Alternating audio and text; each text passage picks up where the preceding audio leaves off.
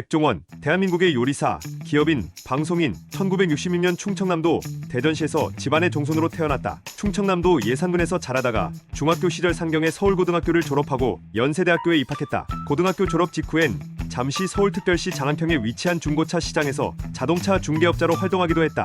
2019년 KBS의 토크쇼 프로그램인 대화의 희열에 출연하여 어렸을 적 이야기를 많이 했는데 만석군이었던 증조할아버지 백영기의 피를 이어받은 영향인지 어렸을 때부터 장사꾼 기질이 있다고 스스로 자각하고 있었다고 한다. 9살 때에는 산에 놀러 갔다가 본 버섯 농장에서 별다른 투자도 안 한 것 같은데 돈이 된다는 이야기를 듣고 꿈을 버섯 농사로 정한 적도 있었고, 초등학교 4학년 때는 캔이 아닌 병에 음료가 나올 시절에 음료수병을 보고 저게 돈이 될 것 같다고 생각해 학교 리어카를 빌려 오락 시간과 보물찾기 같은 시간을 다 건너뛰고 리어카 6개 분량의 공병을 모아서 보물상에 갖다 팔아 큰 돈을 벌었다고 한다. 그리고 5학년 1학기까지 이렇게 돈을 벌었고 방위성금으로 다 냈다고 한다. 5학년 2학기부터는 공병으로 돈을 벌 수 있다는 소문이 주변에 퍼져서 할 수가 없었다고. 사업을 시작하게 된 계기는 대학이 시작 끝나고 고등학교를 졸업하기 직전에 친구의 형이 중고차 장사를 하는데 거기서 처음으로 호객행위 아르바이트를 시작하면서 라고 한다. 그런데 이 호객행위가 너무 단순했으며 막상 이렇게 손님을 불러와도 안 해서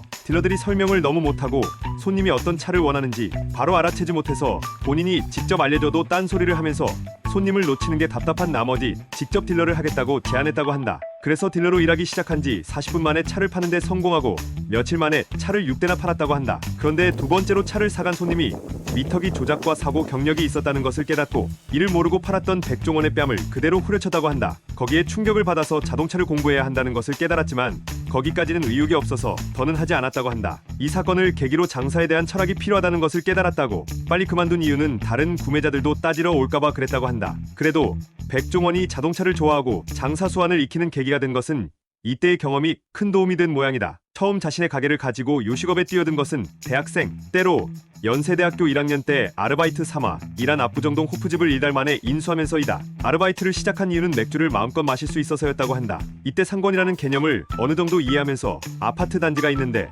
주변에 치킨 가게가 없으니 배달이나 포장 판매를 하는 게 좋겠다고 생각해 주인 할머니에게 권유를 했지만 할머니는 썩 내키지 않는 반응을 보였고 이를 설득해서 본인이 하겠다고 나서면서 마음대로 하라는 허락을 받은 끝에 핸드메이드 전단지를 만든다. 그런데 전단지를 돌리고 싶었는데 당시 아파트의 경비가 삼엄해서 경비에게 치킨을 돌리면서 전단지를 돌릴 수 있게 허락을 받아 아파트에 전단지를 돌렸고 돌아오자마자 전화가 많이 와서 이때 장사의 맛을 느꼈다고 한다. 정작 이때는 이렇게 반응이 빠를 줄 몰라서 준비가 아직 안 된 상황이라 곧바로 배달을 시작하지는 못했다고. 그러다 얼마 안 가서 일이 너무 많아지니 치킨 튀기는 기계도 500까지 늘렸지만 할머니가 병을 얻고 가게가 잘 되니 힘들다는 이유로 가게를 내놓기로 결정했고 이걸 아쉽다고 생각하던 찰나에 가게를 직접 하지 않겠냐고 할머니가 먼저 제안을 했다고 한다. 근데 통장에 돈이 그렇게 많이 없어서 돈이 어딨어서 가게를 인수하냐니까 할머니가 지금 가진 것만이라도 가져오면 내주겠다. 너는 갚을 수 있을 것 같다며 가게를 백종원에게 넘긴다. 그렇게 잔금을 모두 갚으면서 가게를 완전히 인수하고 이후 3년간 가게 3개를 운영하며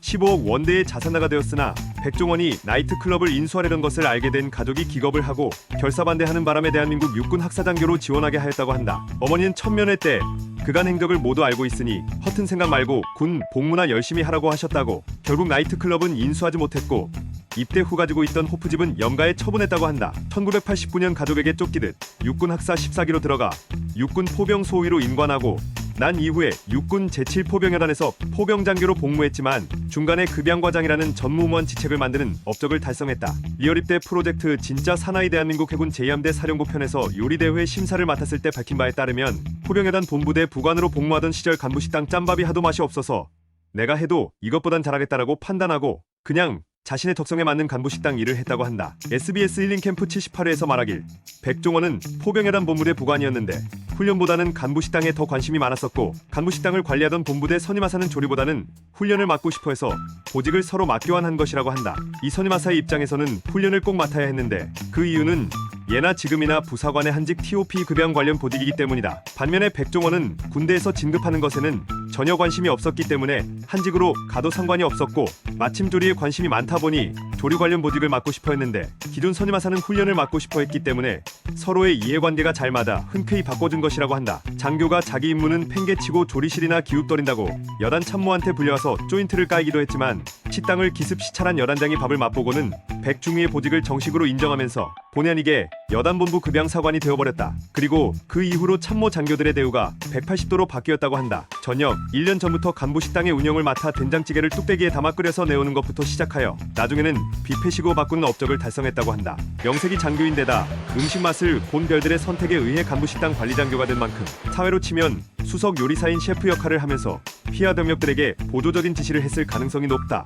그래서 백종원은 장교 출신자 중에서는 대한민국 국군 역사상 최초 전무후무 그리고 유일무이한 보직인 금양과장으로 보임되어 근무한 경력이 있는 유일한 사람이다. 상황에 따라 장교나 부사관이 보임될 수 있는 보직인 인사나 군수와 달리 금양관리는 부사관, 그것도 아주 일부를 제외한 보통 운이 없는 초임 중하사가 군수가 밑에서 맡기 때문에 절대로 장교가 임명되는 과장 보직이 될 수 없다. 근데 장교가 금양관리를 했으니 금양과장 보직인 셈. 보통 중위가 직을 맡으면 장교이지만 유일무이하기에 바로 과장이 된 것이다. 초기에는 안 그래도 새로운 여단장의 입맛이 까다로운데 짬밥 맛이 자기가 먹기에도 너무 별로라서 간부식당 밥맛을 가지고 항상 논의를 하다가 반장난으로 자기가 직접 하겠다고 이야기를 했다가 진짜로 성사되었다고 한다. 당시 여단본부대 취사병들은 사회에서 요리를 하다 온 사람들이고 군기는 군기대로 완전히 빠진 상태라 간부들이 밥맛에 대해 지적해도 무시하기 일쑤였다고 한다. 그래서 보름 동안 가만히 지켜보겠다고 선언한 다음에 아무도 모르게 무, 칼, 도마를 간부식당으로 가지고 가서 칼로 물을 써는 연습을 매일 4-5시간씩 했다고 한다. 봄이 지난 후에 무생채로 점심 메뉴를 바꾼 다음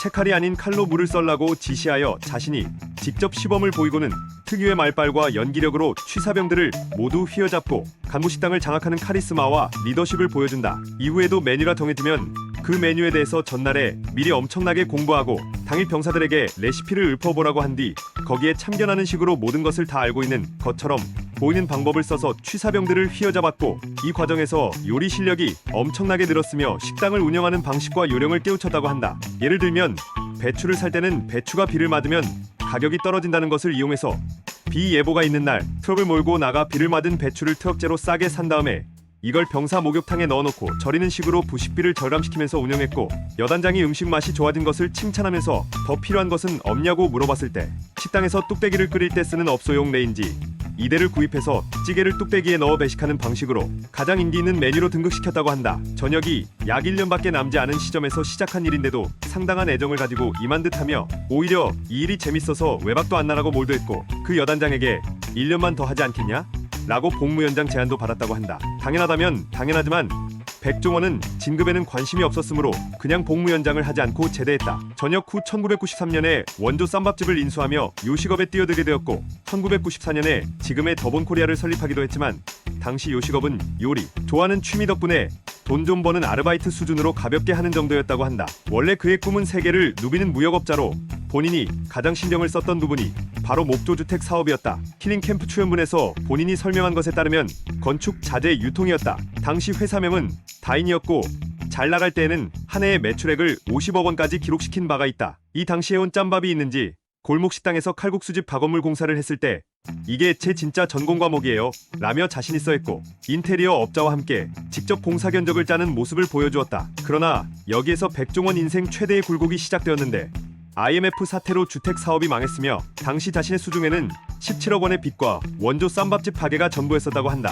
상황을 타개할 방법이 없자 결국 스스로 인생을 마무리하기로 결심했는데 그 장소로 홍콩을 선택했다. 막상 출국해서는 일단 좀 먹고 봐야겠다는 생각으로 눈에 들어오는 식당에 가서 식사를 했고 바로 이때 여러 가지 사업 아이템들이 떠오르면서 결국 마음을 고쳐먹고 귀국하게 된다. 귀국 이후 17억 원의 채권자들을 모두 모은 뒤 그 앞에서 기회를 주신다면 식당을 운영해서 모두 갚겠다라고 말했고 채권자들은 그의 마음이 통했는지 전원 기회를 주기로 했다고 한다. 이후 백종원은 사업에 전력으로 덤벼들어 망해가고 있던 원조 쌈밥집 가게부터 시작해서 그 진가를 발휘하기 시작한다. 1998년에 한신포차를 시작으로 2002년에 본가, 2004년에 해물떡집 명사일영, 2005년에 새마을식당, 2006년에 백다방, 홍콩 반점 명사일영 등 내놓는 아이템마다 대박을 치면서 17억이나 하던 빚을 모조리 전부 다 청산하는 데 성공하고 지금의 자리까지 오르게 된다. 골목식당 수원 정자동 편에서 쫄라림집 솔루션 과정에서 이 이야기를 언급하기도 했다. 2012년부터는 아버지의 뒤를 이어 예산고등학교와 예산예화여자고등학교가 소속된 학교법인인 예덕학원의 이사장으로 재직 중이다. 2022년에 백종원이 100억 빚을 남기고 사망했다는 가짜뉴스가 유튜브에서 떠돌아서 논란이 되었다. 백종원은 해외 체류 중이며 잘 살고 있다고 반박했다. 이후엔 이도, 모자라, 소유진과의 이혼설을 다룬 가짜 뉴스가 떠도는 등 여러모로 가짜 뉴스에 크게 시달리고 있다. 2023년 현재에도 마찬가지. 요리하는 CEO라고 불릴 정도로 요리업계에서 유명한 기업인이다. 현재 대한민국에서 가장 인기 있고 신뢰도가 높은 요리 관련 유명인으로 꼽히고 있다. 본인 스스로 자신은 요식 사업가 내지는 요리 연구가 이지 셰프가 아니니까 그렇게 부르지 말고 그냥 사장님이나 대표님 정도로 불러달라고 한다. 정확히 백종원 본인이 선호하는 호칭은 외식 경영 전문가이다. 그래서 스스로 방송인이라고 부르는 것을 그다지 선호하지 않는다. 다만 이는 백종원 본인이 겸손하게 자기 자신을 그냥 음식하는 사람이라고 낮추는 것도 있지만 실제로 그의 본업이 정말로 셰프가 아니어서 그렇다. 그래서 백종원의 사진이 나와 있는 더본 코리아 프랜차이즈 음식점 포스터에서는 외식 경영 전문가라고 소개하고 있다. 셰프 문서에도 나와 있지만 저 호칭 자체가 레스토랑의 총주방장 직책을 맡고 있는 사람을 부르는 말이다. 예능 프로그램에서 많은 유명한 셰프들이 자주 노출되고 또 점차 고급스러운 조리와 맛에 사람들의 관심이 많아지면서 셰프를 마치 요리의 고수에 대한 경칭처럼 취급하는 경우가 많아졌는데 아무리 요리를 잘한다고 해도 총주방장 직책을 맡고 있지 않으면 셰프라고 부를 수는 없다. 사장님과 대표님 외에 자주 불리우는 호칭으로는 선생님도 있으며 간혹 선배님이라고 불리는 경우도 있지만 선배님이라는 호칭은 백종원의 직업이 연예인이 아니므로 완전히 부적절한 호칭이다. 마치 서장훈이나 안정원과 같은 전문 체육인 출신 방송인들한테 같은 체육인 후배들이라면 모를까. 이들보다 연하인 대부분의 연예인들이 딱히 부를 호칭이 없어서 그런지 선배님이라고 호칭하는 것과 같은 이치이다. 선배님보다는 선생님이 더 알맞은 표현이며 그의 본업을 고려하면 사장님 아니면 대표님이야말로 제일 무난한 호칭들이다.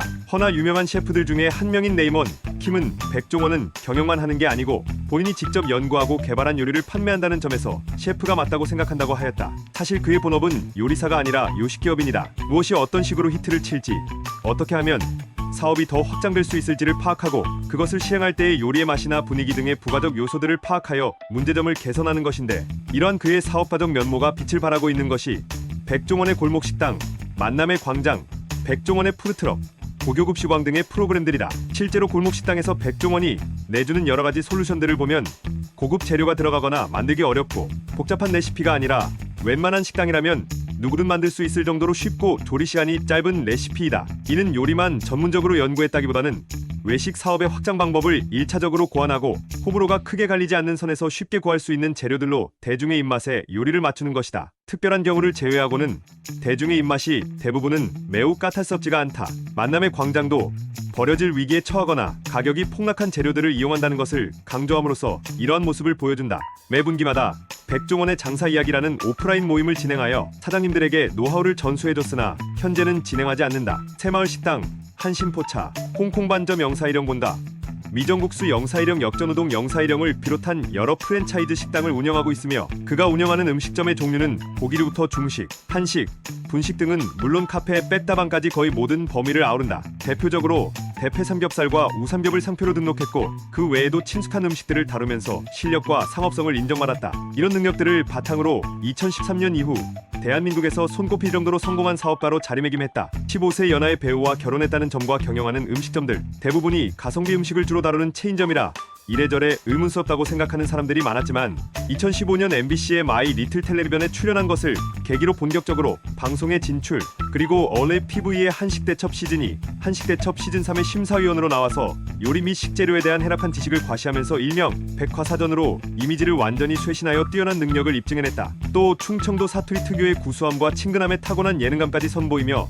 대세 예능인으로까지 발돋움했다. 힐링캠프 백종원 앤드 소유진 편에 출연한 것을 계기로 이후에도 여러 차례 힐링캠프에 출연하게 되었다. 첫 고정 출연진으로 방송을 시작한 것은 SBS 진짜 한국의 말이다. 이후 한식대첩, 이를 통해 정확하고 격려가 담긴 평가와 음식에 대한 박학다식함을 선보이며 그냥 저렴한 음식을 파는 장사꾼이라는 이미지였던 백종원이 자신의 평가를 크게 바꾸었다. 그야말로 모르는 게 없는 만물 박사의 모습을 보여주며 음식 전문가의 이미지를 각인시켰다. 그리고 그 다음에 출연한 MBC의 마이 리틀 텔레비전은 사업가 백종원 내지는 소유진 남편 백종원이라는 대중의 인식을 방송인 백종원 아내 소유진으로 바꾸게 되는 계기가 될 정도로 백종원 신드롬의 서막을 알렸다. 채팅방 이름은 백주부의 고급진 레시피, 각종 요리 지식, 의외의 입담과 발군의 예능감, 한때 열혈 와우 유저로서 채팅창 문화에 익숙한 것, 중년 남성에게는 버거울 수 있는 온라인 소통 능력 등에서 압권의 능력을 드러내며 혼자서 요리하고 먹는다는 자칫 평범할 수 있는 방송을 하드캐리했다. 게다가 충청도 사투리 특유의 느긋함으로 토속적인 이미지까지 더해졌다. 실질적으로 첫 예능 단독 출연인 마리텔 파일럿 당시 한창 닭볶음탕을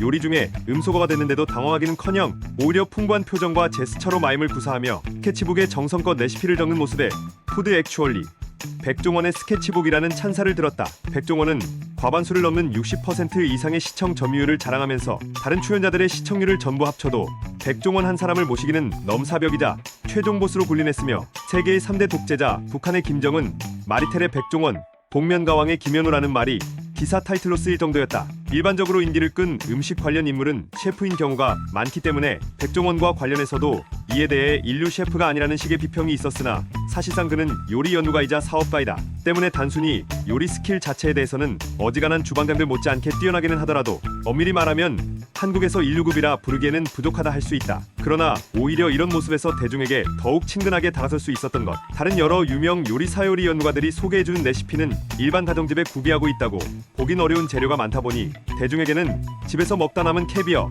찬장에 박혀있던 푸아그라라는 비아냥을 들었지만 백종원은 과감하게 집에 이거 있어요. 없으면 안 넣어도 배율하며 가정집에 없을 만한 재료들을 과감하게 쳐내고 굉장히 친숙한 재료로 누구나 한 번쯤 만들어 보고 싶고 만들 수 있는 요리를 쉽고 간단하게 알려준 덕분에 실제로 시청자들이 집에서 직접 시도할 수 있어 이토록 사랑받을 수 있었던 것이다. 부엌 상황에 능통해 공감성 있는 그의 소통이 시청자들에게 직접 만드는 재미를 선사하고 비슷비슷한 콘셉트의 웰빙 요리에 식상했던 사람들에게는 칼로리에 개의치 않고 고급스러운 요리를 맛있게 만들어주는 백종원의 솔직한 모습이 차별화된 매력을 선사하고 있다. 마이 리틀 텔레비전에서 설탕 2국자, 치즈 3스푼씩으로 부피 단위로 알려주는 게 그 대표적인 예다. 사실 이렇게 부피로 계량하는 방식은 무게로 계량하는 방식에 비하면 오차가 커서 맛을 일정하게 내기 힘들지만 이렇게 부피로 계량하는 방법은 편의성 면에서 단연 압도적이며 요리에 대한 부담감 또한 낮아진다. 설탕을 옥 넣는 것보다 설탕 한 큰술 넣는 것이 더 쉽다. 마이 리틀 텔레비전에서 설탕을 아낌없이 쓰는 백종원의 모습을 보며 시청자들이 붙여준 별명 백설탕. 사실 방송에서 나온 설탕 폭포는 방송의 재미를 위한 CG였다. 백종원도 방영분을 보고 너무 많은 설탕 양에 당황했고 여파가 커지자 제작진도 레시피를 잘못 알려줄 수 있는 CG는 자제하게 된다. MLT17 생방송 당시 이를 언급한 것이 기사화됐다. 본인의 말로는 설탕을 많이 쓴다고 소문이 이상하게 났다며 의식하는 모습을 보여주지만 어느 정도 콘셉트라는 생각은 가지고 있었던 듯 가끔씩 시청자들과 함께 설탕 관련 기믹을 즐기는 멘트를 하기도 한다. 2015년 6월 14일 설탕을 많이 쓴다는 이유로 일부 네티즌에게 공